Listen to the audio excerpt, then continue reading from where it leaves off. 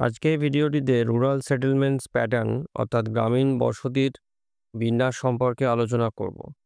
তো শুরুতে আমরা গ্রামীণ জনবসতির যে বিন্যাস বলতে কি বোঝায় সেটি জেনে নেব। তো গ্রামীণ জনবসতির বিন্যাস বলতে যেটি বোঝায় সেটা হচ্ছে যে এই গ্রামাঞ্চলের ঘরবাড়ি এবং অন্যান্য নির্মাণের ছড়িয়ে থাকার ধরনকে বোঝানো হয়ে থাকে। আর যেটা এই মানুষের জীবনযাত্রা, তাদের অর্থনৈতিক কর্মকাণ্ড এবং পরিবেশের সাথে তাদের যে সম্পর্ক, তার প্রতিফলন। অর্থাৎ গ্রামাঞ্চলের যে জনবসতির যে বিন্যাস হয়, সেই বিন্যাসের সঙ্গে সেই গ্রামাঞ্চলের মানুষের যে জীবনযাত্রা এবং তাদের অর্থনৈতিক কাজকর্ম এবং সেই গ্রাম্য পরিবেশের সাথে তাদের যে সম্পর্ক, সেই সম্পর্কের প্রতিফলন। অর্থাৎ এই বসতির বিন্যাসেতে এই বিষয়গুলি গুরুত্বপূর্ণ ভূমিকা নিয়ে থাকে। তো এবারেতে আমরা এই গ্রামীণ জনবসতির যে বিভিন্ন যে বিন্যাস হয় সেই সম্পর্কে আলোচনা করব। তো বিভিন্ন রকমভাবে এই গ্রামীণ জনবসতির বিন্যাস হয়ে থাকে। তো এই ভিডিওতে আমি সবথেকে গুরুত্বপূর্ণ যে বিন্যাসগুলো সেগুলো সম্পর্কেই আলোচনা করেছি। তো প্রথমেতে যে বিন্যাসটি নিয়ে আলোচনা করব সেটা হচ্ছে যে এই আয়তাকার জনবসতি। অর্থাৎ এটা হচ্ছে এই যে গোষ্ঠীবদ্ধ জনবসতির একটি পরিচিত রূপ হলো এই আয়তাকার জনবসতির বিন্যাস। আর গ্রামীণ বসতির এইরূপ বিন্যাসের মূলে আছে কৃষি জমির আয়তক্ষেত্রিক বন্টন। অর্থাৎ গ্রামাঞ্চলের যে কৃষি জমিগুলো হয়, সেই কৃষি জমিগুলোর যে আয়তক্ষেত্রের আকৃতির মতন যে বন্টনটা হয়, সেই বন্টন এই ধরনের বসতি গড়ে তুলতে সাহায্য করে। আর এইরূপ বসতিতে একই সঙ্গে সারিবদ্ধভাবে অনেকগুলি বাড়িঘর তৈরি করা হয়। আর বাড়িগুলির আয়তাকারে বিন্যাস থাকার ফলে এর বাহ্যিক রূপ আয়তাকার হয়। এবং পাশের ছবিতে তোমরা দেখো ঠিক ব্যাপারটা এইরকম ঘটে থাকে। অর্থাৎ গ্রামাঞ্চলেতে এই বসতিগুলো যখন পরপর আ স্থাপিত হয়ে এই আয়তাকার রূপ নেয়, তখন তাকে এই আয়তাকার জনবসতি বলা হয়ে থাকে।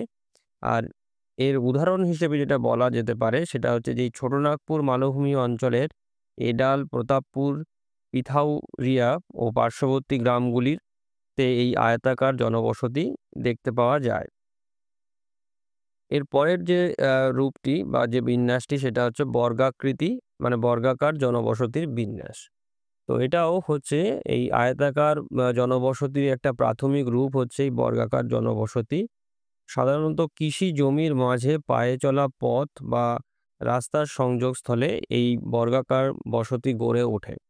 আর এটা দেখতে ঠিক এরকম হয়ে থাকে। দেখো এই যে লাল রং দিয়ে এই যে রাস্তাগুলো দেখানো হয়েছে এবং এই রাস্তার এই সংযোগস্থলে ঠিক এরকমভাবে বর্গাকার জনবসতি গড়ে উঠতে দেখা যায়। আর এর উদাহরণ হচ্ছে এই ঝাড়খণ্ডের দাইপারেতে জায়গাটিতে এই বর্গাকার বসতি দেখতে পাওয়া যায়। এর পরের যে বসতিটি সেটি হচ্ছে শূন্যগর্ভ আয়তাকার বা বর্গাকার জনবসতি। অর্থাৎ এই ধরনের বসতিতে কি হয় না, এই বর্গাকার ও আয়তাকার জনবসতির মাঝখানে চৌকো, জলাশয়, মন্দির, মসজিদ বা সাংস্কৃতিক অনুষ্ঠানের জন্য সংরক্ষিত জায়গা থাকলে তাকে কেন্দ্র করে এই ধরনের বসতি গড়ে ওঠে। অর্থাৎ বসতিগুলো হয় কি যে একটা চৌকো বা আয়তাকার একটা ফাঁকা জায়গা থাকে মাঝখানেতে এবং তার চারপাশেতে বসতিগুলো গড়ে ওঠে। ঝাড়খণ্ডের এই পালামৌ জেলাতে এই ধরনের জনবসতি গড়ে উঠতে দেখা যায়। এরপরের যেটা আছে সেটা হচ্ছে এই দাবার ছকাকৃতির জনবসতি। তো কিভাবে গড়ে ওঠে এই বসতি, দেখো যে এই বড় ধরনের আয়তাকার জনবসতির বিশেষ রূপ হলো এই দাবার ছকের আকারের জনবসতি। এই প্রকার জনবসতিগুলিতে পায়ে চলা পথগুলি জালিকার মতো বিস্তৃত হয়। আর এই বসতিতে প্রধান পথ ও গৌণ পথ কিংবা গলি পথগুলি পরস্পরের সঙ্গে সমকোণে মিলিত হওয়ায় বসতিটি জালের আকার ধারণ করে। অর্থাৎ পাশের এই ছবিটি দেখো, দেখলে বুঝতে পারবে যে এই যে রাস্তাগুলো আছে, এই রাস্তাগুলো একে অপরকে এরমভাবে ছেদ করেছে এবং তার মাঝেতে এইভাবে বসতি গড়ে উঠেছে।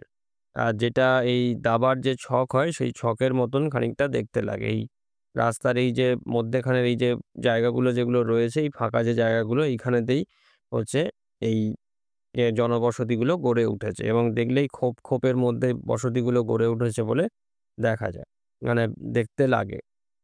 তো আর এখানে যে এই ধরনের যে বসতি হয়, এই বসতিগুলো কি হয় না, এই পরিকল্পিত গ্রাম্য বসতির ক্ষেত্রেই এই প্রকার বসতির যে বিন্যাস সেটা দেখতে পাওয়া যায়। অর্থাৎ যে সমস্ত গ্রাম পরিকল্পিতভাবে তৈরি করা হয়েছে, প্ল্যান মাফিক তৈরি করা হয়েছে, সেই গ্রামগুলোর ক্ষেত্রেই এই ধরনের বসতিগুলো লক্ষ্য করা যায় এবং এই সিংভূম জেলার যদুগোড়ায় এই ধরনের বসতি গড়ে উঠতে দেখা যায়। এরপরেতে দেখো যেটা রয়েছে সেটা হচ্ছে বৃত্তাকার জনবসতি। এক্ষেত্রে কি হয় দেখো, যে এই মন্দির, মসজিদ, পুকুর, গোষ্ঠীপতির বাড়ি প্রভৃতি অবস্থানকে কেন্দ্র করে বৃত্তাকার জনবসতি গড়ে ওঠে। আর কোনো কেন্দ্রীয় অবস্থানে বিভিন্ন দিক থেকে কাঁচা বা পাকা পথ এসে মিলিত হলে সেখান থেকে দূরবর্তী স্থানগুলিতে যাতায়াতের সুবিধা হয়। ফলে স্থানীয় লোকজন সেই রাস্তার সংযোগস্থলের চারিদিকেও বৃত্তাকারে বসতি গড়ে তুলতে উৎসাহী হয়। তো দেখো, এই প্রথমেতে যেটা বলা হয়েছে যে কোনো এই মন্দির, মসজিদ বা পুকুর বা গ্রামের যে গোষ্ঠীপতি হয়, প্রধান হয়, তার বাড়ির চারপাশেতে এরমভাবে আহ, বৃত্তাকারে জনবসতি গড়ে উঠতে দেখা যায়। তো দেখো, এখানে একটি প্রধান বাড়ি আছে, সেই বাড়ির চারপাশেতে এরকম গোলাকারেতে জনবসতি গড়ে ওঠে। বা অনেক সময় কি হয় যে এই যে একটা কেন্দ্রীয় জায়গা থেকে বিভিন্ন দিকে রাস্তা চলে যায় এবং এই কেন্দ্রীয় জায়গাটিতে চারপাশেতে গ্রামের লোকজনেরা বসতি স্থাপন করে থাকে। কারণ ওই রাস্তা দিয়ে বিভিন্ন দিকে যেহেতু যাতায়াত করতে পারা যায়, সেই জন্যে। তো সেক্ষেত্রেও এরকম বৃত্তাকার আকারেতে জনবসতি গড়ে উঠতে দেখা যায়। আর এটা দেখো, এই ছোটনাগপুর মালভূমির ধানওয়ারা একটি বৃত্তাকার জনবসতির উদাহরণ। অর্থাৎ ছোটনাগপুর মালভূমির এই ধানওয়ারাতে এই বৃত্তাকার জনবসতি দেখা যায়। এরপরেতে দেখো আরেকটি জনবসতির বিন্যাস আছে, যেটা হচ্ছে তারকাকৃতি বসতি। তো এখানেতে দেখো যে বলছে যে বৃত্তাকার বসতি যখন এই পায়ে চলা পথ বা অন্য সড়ক পথ বরাবর কেন্দ্র থেকে বাইরের দিকে বিস্তৃত হয়, তখন এই বসতির আকার নক্ষত্রের মতো হয়। অর্থাৎ ঠিক এরকমভাবে যে একটা কেন্দ্রীয় জায়গা থেকে রাস্তা চারিদিকে চলে গিয়েছে, সেক্ষেত্রে দেখা যায় যে এই রাস্তার দুপাশেতে সারিবদ্ধভাবে বসতি গড়ে ওঠে এবং এটা দেখতে এই তারকাকৃতির হয়ে থাকে। তো এই ধরনের বসতির বিন্যাসকে বলা হয় হচ্ছে তারকাকৃতির মানে বসতির বিন্যাস। আর বিহারের চম্পারণ বলে যে জায়গাটি আছে, সেই জায়গায় এই ধরনের বসতি দেখা যায়। এরপরে তো দেখো আরেকটি গুরুত্বপূর্ণ বসতির বিন্যাস আছে, যেটাকে রৈখিক ও দণ্ডাকৃতি জনবসতি বলা হয়ে থাকে। এক্ষেত্রে কি হয় দেখো, যে এই রাস্তার দুধার বরাবর স্বাভাবিক বাঁধ বরাবর, পাহাড়ের সমোন্নতি রেখা বরাবর কিংবা সংকীর্ণ উপত্যকা বরাবর বসতি গড়ে উঠলে তা রৈখিক আকৃতির হয়। আর এইরূপ অবস্থানেতে বাসগৃহগুলি যদি বেশি আড়াআড়িভাবে বিস্তৃত হয়, তখন তা দেখতে দণ্ডাকৃতি হয়।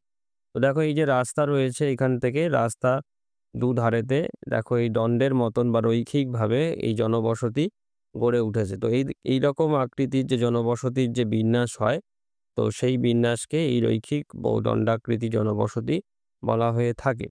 আর এই সুবর্ণরেখা নদীর তীরবর্তী অঞ্চলের এই বুড়াবাঁকি গ্রাম এই দণ্ডাকৃতি বসতির উল্লেখযোগ্য উদাহরণ। অর্থাৎ এই গ্রামটিতে যে জনবসতির বিন্যাস দেখা যায় এই বুড়াবাঁকিতে, সেটা এই রৈখিক ও দণ্ডাকৃতি জনবসতির মধ্যে পড়ে, মানে এই বিন্যাসের মধ্যে পড়ে।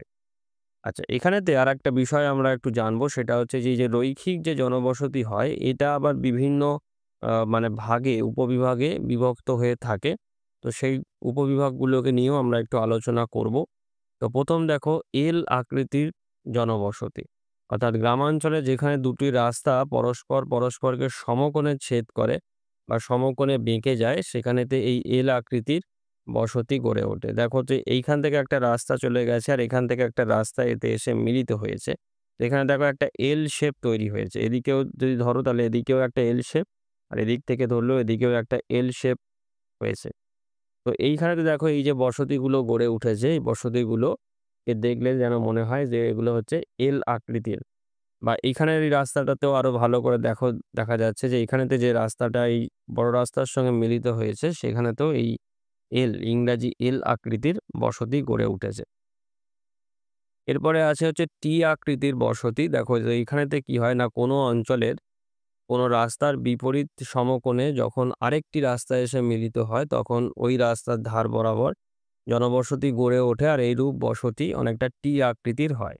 তো এইরকমভাবে হয়, একটা এরকম রাস্তা গেছে, তার সঙ্গে আরেকটা রাস্তা দিক থেকে এসে মিলিত হয়েছে এবং মিলিত হওয়ার দরুন এই রাস্তার ধার দিয়ে যে বসতি গড়ে উঠেছে, সেই বসতির যে বিন্যাস, সেই বিন্যাসটা দেখলে দেখো মনে হয় যেন টি আকৃতি।